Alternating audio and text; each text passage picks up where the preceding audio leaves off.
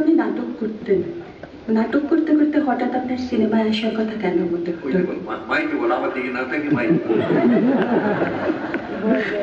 College জীবন থেকে তো আপনি নাটক করতেন, নাটক করতে করতে হঠাৎ সিনেমায় আসার কথা আপনার কেন মনে হলো? হঠাৎ না মানে ছোটবেলা থেকে সিনেমা তো দেখি, না দেখেন তো, কিন্তু দেখি মানে কতবার দেখি তোমরা ভাবতেই পারো না। আমি যখন এইটুকু তখন থেকে স্কুল পালিয়ে সিনেমা দেখি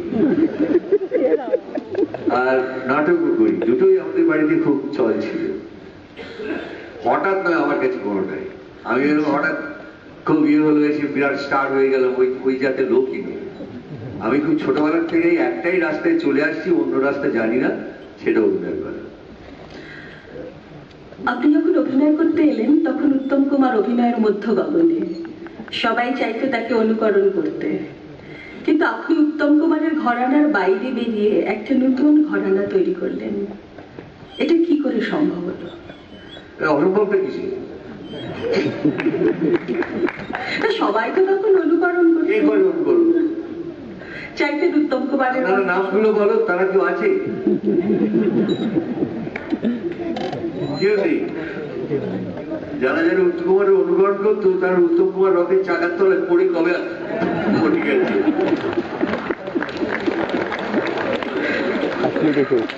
অনুকরণ করে শিল্প art begins where imitation ends.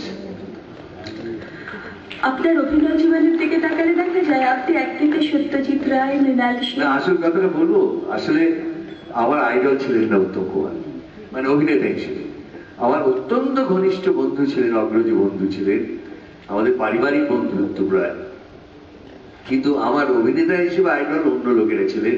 থিয়েটারে শিশি ভাদুরী ছিলেন এবং ফিল্মে ছিলেন বলরাজ সাহানি। আপনার অভিনয় জীবনের দিকে তাকালে দেখা যায় আপনি একদিকে সত্যজিৎ রায়, মৃণাল সেন বা তপন সিনহার মতো পরিচালকদের। মাইক্রোফোনে বলেন, নইলে আমি কিচ্ছু শুনতে পাচ্ছি।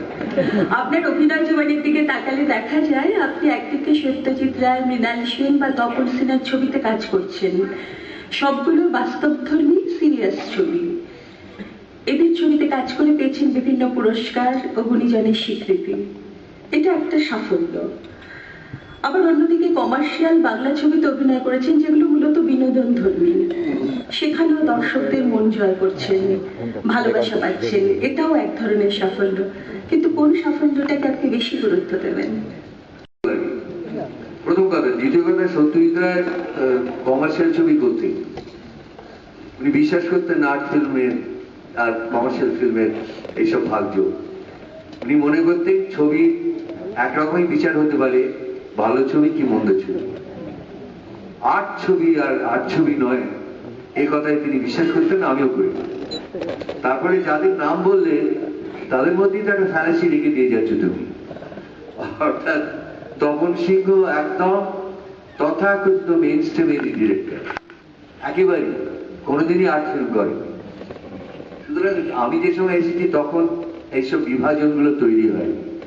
তারপরে বিভিন্ন ক্ষমতা অক্ষমতার তাগিদে দাবিতে অনেকে এইসব বিভাজন তৈরি করে নিয়েছেন। আমি নিজেও আমার মনের ভেতর থেকে করিনি। ভালো ছবি মন্দ ছবি তফাৎ তো করতেই হয়। সেটা যদি না করতে পারতাম তাহলে খুব খারাপ খারাপ ছবি করে নিজের মধ্যে একটা আত্মপ্রসাদ অনুভব করতাম যে দারুণ ভালো ভালো ছবি করছি এবং আমার অভিনেতা হিসেবে মৃত্যু। আপনার শিল্পী জীবনের অনেকগুলো দিক, একজন সফল নাট্যকার, মঞ্চাভিনেতা, চলচ্চিত্রাভিনেতা এবং কবিও বটে। এর মধ্যে কোন ভূমিকায় আপনি সবচেয়ে স্বচ্ছন্দ? আমি জানি না, এটা বললে কি করে বলবো। আমার যা যা কাজ ভালো লাগে সেই সেই কাজগুলো আমি করি। আর আমাদের সামনে এমন মানে বিশাল আকারে সমস্ত মানুষ এর উদাহরণ হিসেবে দাঁড়িয়ে রয়েছে।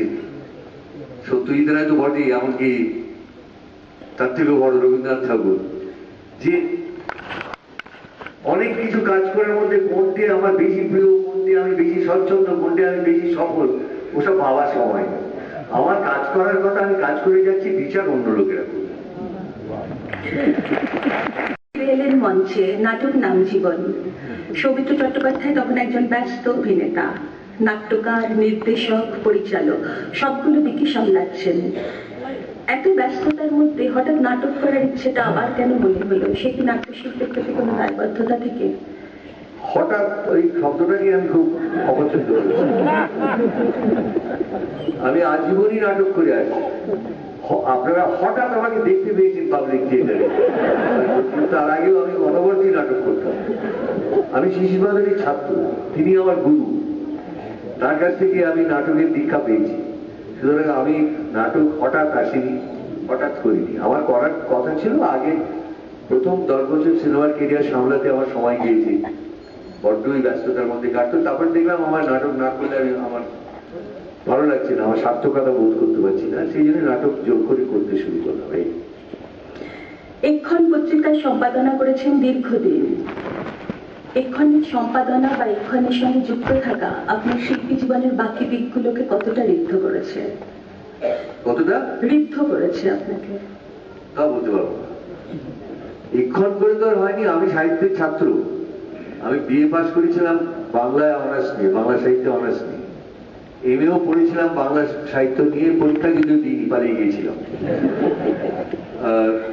কিন্তু বাংলা আমার বিষয়, সেক্ষেত্রে সাহিত্য আরো বড় করে বললে সাহিত্য আমার বিষয়। সাহিত্যই আমার কাছে মনে হয় একদিক থেকে সমস্ত শিল্পের মাতৃসমা, সবকিছুরই উৎস সাহিত্যের মধ্যে থেকে। সেই দিক থেকে আমি সাহিত্য ভালোবাসি, সাহিত্য নিয়ে চর্চাও করেছি, স্কুল থেকে কবিতা লিখি, লেখালেখি করি। সবই তো আমাকে তৈরি করছি, শুধু এক্ষণ করে তো নয়। এক্ষণ তো সেই সবগুলো চর্চা করি বলেই এক্ষণ বের করা। আমাদের বন্ধু বান্ধবদের মধ্যে একটা আকাঙ্ক্ষাই ছিল সকলে যে এমন একটা সিরিয়াস ভালো কাগজ বার করবো যা পরিচয়ের মতন একটা একটা একটা একটা গুরুত্বপূর্ণ জায়গা অধিকার করবে, যা শিল্পীকে সৃষ্টির অনুপ্রেরণা দেয়। বিখ্যাত সব শিল্পীর জীবনে অনেক যন্ত্রণার কথা, ব্যক্তিগত পাওয়া না পাওয়ার কথা, প্রেম প্রেমহীনতা আমরা জানি। আপনার জীবনেও এমন কোনো ঘটনা কি আছে যে যা আপনাকে আজও সৃষ্টির অনুপ্রেরণা দিয়ে যাচ্ছে? ঘটনা ঘটনা নেই। আর শিল্পীর জীবন একটা মাত্র যন্ত্রণা নিয়ে তৈরি হয় না। Genius is the capacity to take infinite pains. Soumitra Chattopadhyay একজন ইন্টেলেকচুয়াল, সাহিত্যের অনুরাগী পাঠক। পরিণত বয়সে এসে সাহিত্য সম্পর্কে মূল্যায়নগুলো কি পাল্টে পাল্টে যাচ্ছে?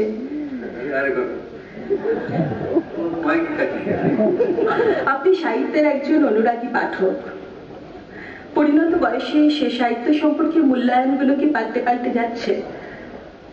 না, এখন না। সাহিত্যের মূল্যায়ন অনেক সময় পাল্টেছে, কিন্তু পরিণত বয়সে বলে না, আরো নতুন নতুন জানলা খুলে যাচ্ছে, নতুন করে দেখতে পাচ্ছি।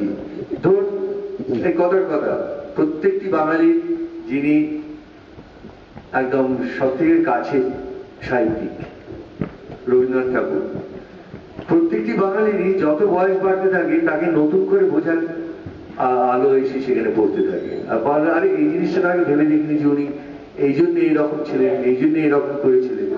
সেরকম তো বয়সের সঙ্গে সঙ্গে, সেটা পরিণত বয়সে বলে নয়, সেটা হচ্ছে যে মানুষের আন্ডারস্ট্যান্ডিং, মানুষের বোধ, এটা ক্রমবর্ধমান। এটা একটা একটা অচল একটা বেদি নয় যেটার উপর মানুষ বসে থাকে। এটা একটা চলমান প্রবাহ, তার মধ্যে দিয়ে মানুষ নিজেও বড় হয়, তার বোধও বড় হতে থাকে। উত্তম কুমারের সঙ্গে যেমন সুচিত্রা সেন একটা জুটি তৈরি হয়েছিল, আপনি বিভিন্ন নায়িকাদের সঙ্গে করে অভিনয় করেছেন, কিন্তু সে ধরনের কোনো জুটি কিন্তু আমরা দেখতে পাইনি বাংলা সিনেমায়। সেটা কেন?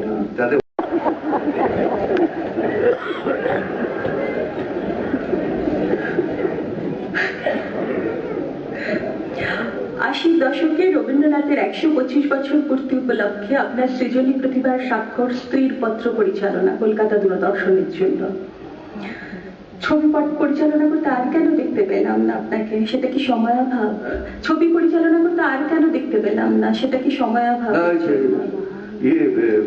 কি বলে, ছোট পর্দার আরো দু একটা পরিচালনা করেছি, কিন্তু ফিচার লেন্থ ফিল্ম আমি পরিচালনা করিনি। আমার পক্ষে অনেক বাধা ছিল, সব বাধা এক মুহূর্তে এখানে বলে যাওয়া সম্ভব নয়। একটা বাধা ছিল যে আমি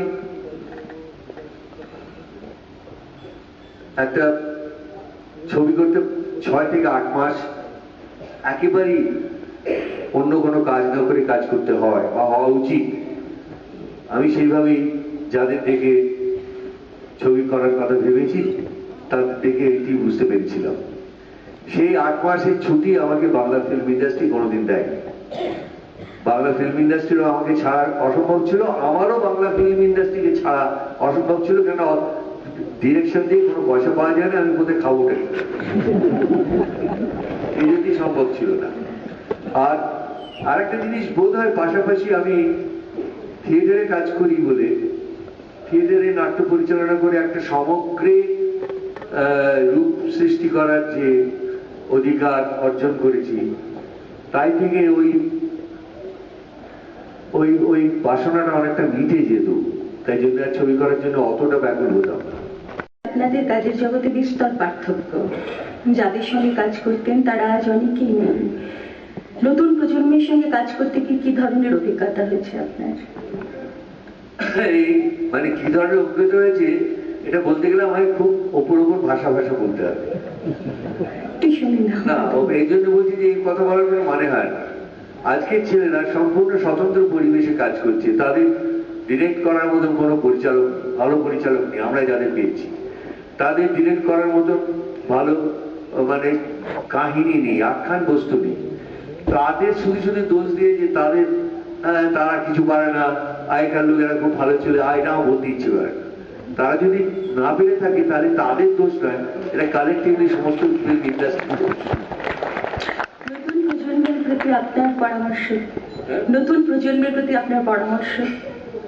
পরামর্শ সব শিল্পে একটাই দেওয়া যায়, সেই পরামর্শটা খুব খারাপ কথা। 4 অক্ষরের শব্দ, 4 লেটার ওয়ার্ড, ভালোবাসা। শেষ প্রশ্ন, দেশে বিদেশে নানা সম্মানে ভূষিত হয়েছেন, এমন কোন নাটক, এমন কোন চরিত্র যা করা হয়ে ওঠেনি, মনের কোথাও আক্ষেপ আছে তার জন্য? বিশেষ করে তার বহুবিধ শিল্প, তার মধ্যে এবং বহু সহস্র নাটক যা করা হয়ে ওঠে না। তবে যেটা নিয়ে ক্ষোভ আছে সেটা হচ্ছে আমি এখনো অব্দি একটাও শেক্সপিয়ার করতে পারিনি, এটা নিয়ে আমার কষ্ট হয়।